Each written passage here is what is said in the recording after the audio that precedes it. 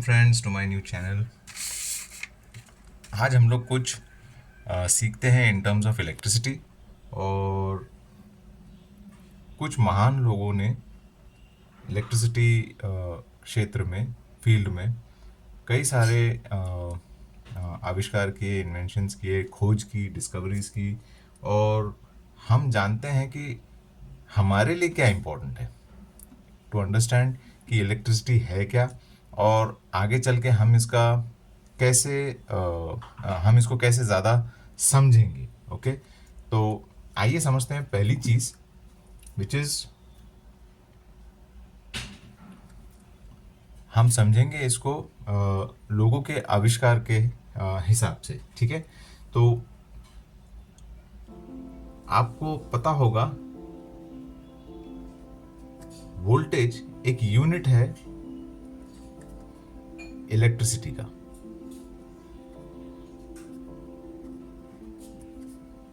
Okay, आइए समझते हैं कि ये वोल्टेज आखिर है क्या चीज़। वोल्टेज इज बेसिकली एक वैज्ञानिक थे, एक फिजिसिस्ट थे, इटालियन फिजिसिस्ट। इनका नाम था एलेसैंड्रो वोल्टा।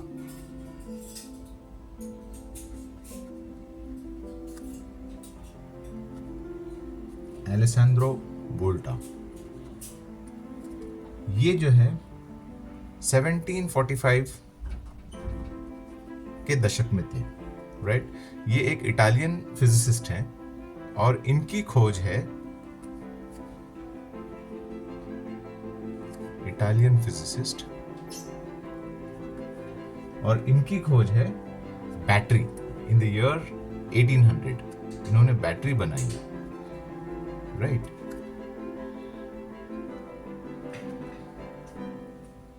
In the year 1800, right?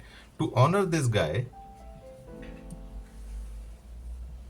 electrical potential difference, जिसे हम वोल्टेज कहते हैं, इनके नाम पर रखा गया, right? So voltage is basically in the name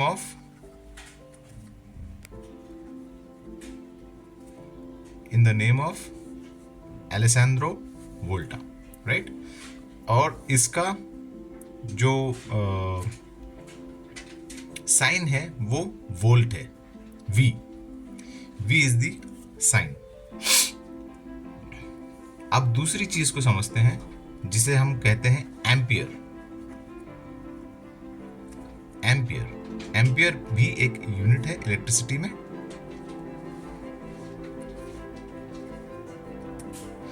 और एम्पियर बेसिकली एक फ्रेंच फिजिसिस्ट है जिनका नाम है एंद्रे मारी एम्पियर। एंद्रे मारी एम्पियर ये जो है 1775 के दशक के हैं, फ्रेंच फिजिसिस्ट हैं, फ्रेंच फिजिसिस्ट, राइट। और इनको ऑनर करने के लिए इलेक्ट्रिकल यूनिट एम्पियर को इनके नाम पर रखा गया है। तो एम्प बेसिकली इनके नाम पर है, और एम्प का जो यूनिट है वो है आई। इसका जो साइन है वो आई है। जैसा वोल्टेज का साइन V है, उसी तरीके से एम्प का साइन आई है। दूसरे महान व्यक्ति के बाद अब नंबर 3 पर है रेजिस्टेंस। ओके, रेजिस्टेंस ये भी एक तरीके का यूनिट है इलेक्ट्रिसिटी में, राइट। और इस रेजिस्टेंस की खोज की थी ओहम्स ने, राइट। इनका नाम है जॉर्ज साइमन ओहम्स, राइट। ये 1789 के दशक में थे और he is a German physicist and a mathematician,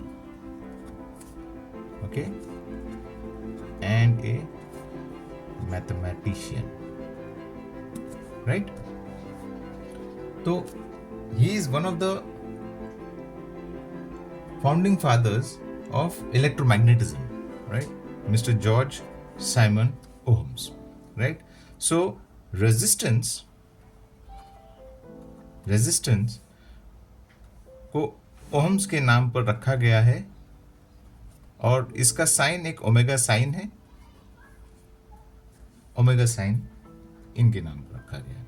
basically इन्होंने जो किया, ये तीनों चीज को एक साथ ये लोगों ने इन्होंने लेकर आया, voltage, ampere and resistance. And Ohm's law, ये जो लॉ है वो इनकी देन है। And this is the law, it says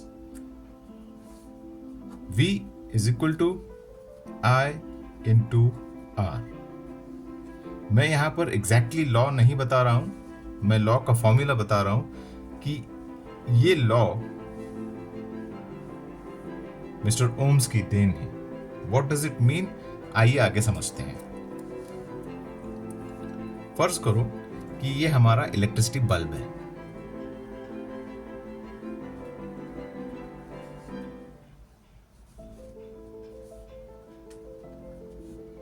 ये हमारा इलेक्ट्रिसिटी बल्ब है। इसमें रेजिस्टेंस है,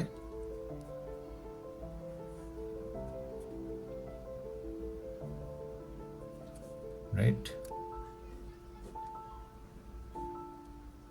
ये है पॉजिटिव और ये है नेगेटिव, ये है पॉजिटिव, राइट। नाउ फर्ज करो कि पोटेंशियल डिफरेंस जो है वो है 220 वोल्ट्स। इस बल्ब की अब हमको पता करना है कि एम्पियर और रेजिस्टेंस इन दोनों का संबंध कैसा है इस लॉ के तहत, राइट। सो अगर ये बल्ब से 5 एम्पियर करंट लेता है तो इसका रेजिस्टेंस कितना होगा, राइट। तो इन दिस केस हमारा फॉर्मूला कैसे होगा, V is equal to 220 volts and we know the ampere, तो एम्पियर होगा 5 एम्प्स। लेकिन हमको रेजिस्टेंस पता करना है, रेजिस्टेंस क्या है, राइट। तो अगर हम इसको फॉर्मूला को सिंप्लीफाई करेंगे तो वो हो जाएगा V is equal to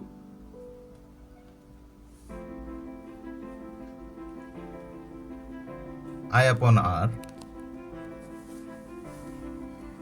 now हम इसको रोटेट करते हैं बिकॉज हमको R की वैल्यू पता नहीं है, करेक्ट। सो इसको रोटेट अगर हम करेंगे तो ये हो जाएगा R is equal to V upon I। Now what is V and I? V is 220 and I is 5 amperes। अगर आप इसको कैलकुलेट करोगे तो it comes to 44 ohms। Okay दोस्तों, so hope so you have understood. आपको पता चल गया होगा कि V is equal to I into R का रेशियो का मतलब क्या होता है, रेजिस्टेंस किसे कहते हैं, वोल्ट किसे कहते हैं और एम्पियर्स किसे कहते हैं। मिलते हैं ऐसे ही किसी नेक्स्ट वीडियो में। Thank you so much.